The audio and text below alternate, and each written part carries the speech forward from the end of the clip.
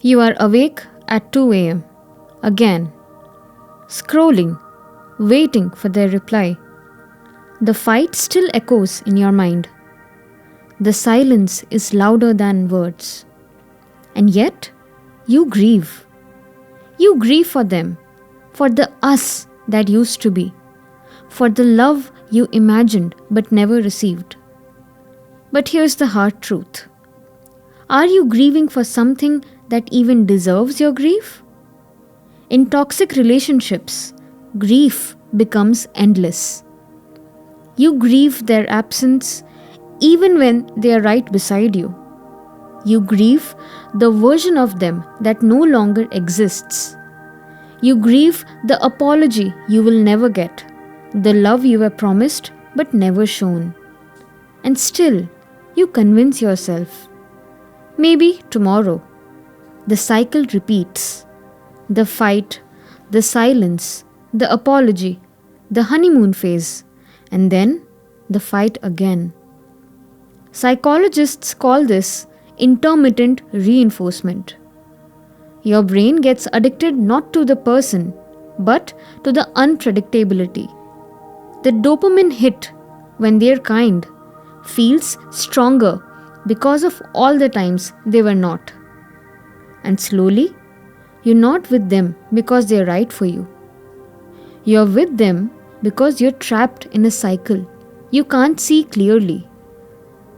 Krishna once told Arjuna, Asochananvasocastvam pragyavadamscha bhashase gatasuna gatasumscha nanusochanti panditaha. you are grieving for what does not deserve grief. The wise lament neither for the living nor for the dead. Bhagavad Gita 2:11. And isn't that exactly what happens here?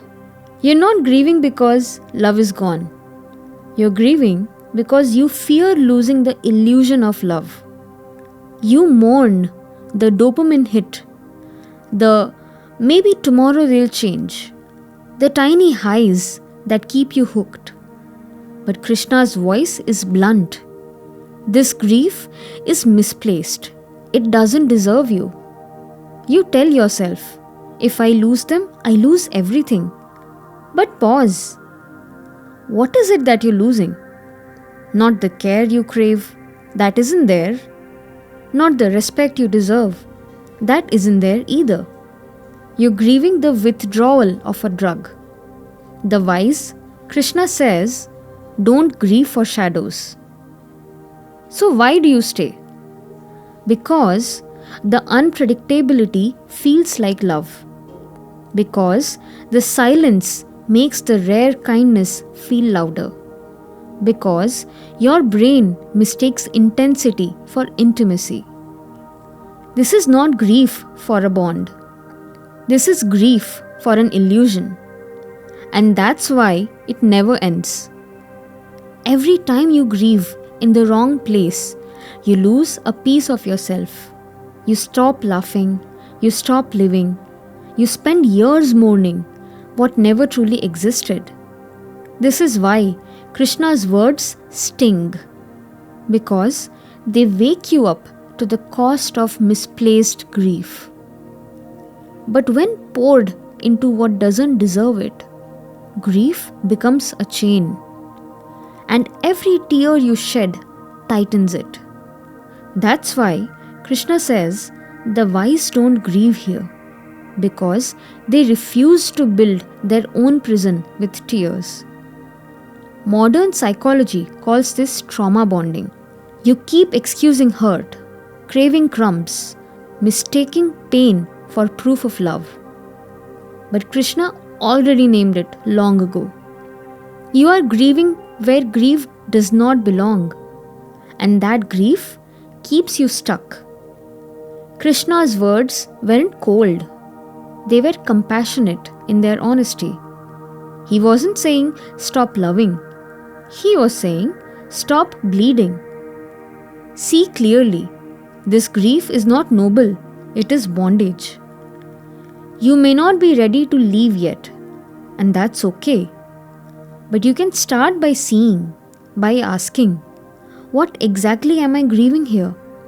And is it even real?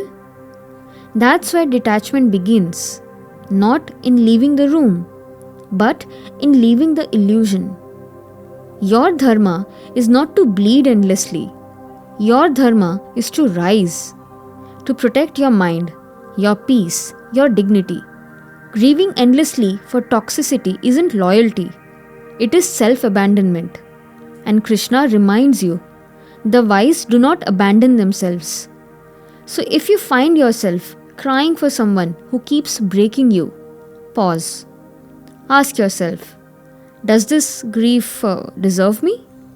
Or am I mourning the loss of something that never truly was there? You are not wrong for feeling, but you are greater than misplaced grief. If you liked what you saw, don't forget to subscribe. Thank you.